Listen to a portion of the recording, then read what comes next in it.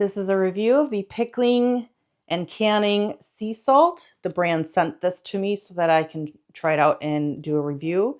And this is very fine sea salt.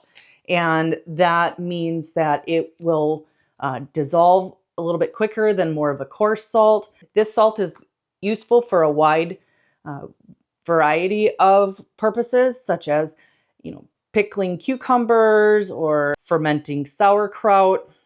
And I just want to comment about how fine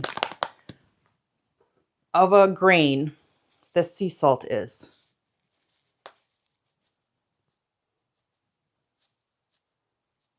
Are you seeing this?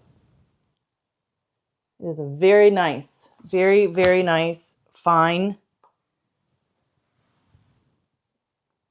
grain. This is all natural sea salt with no iodine.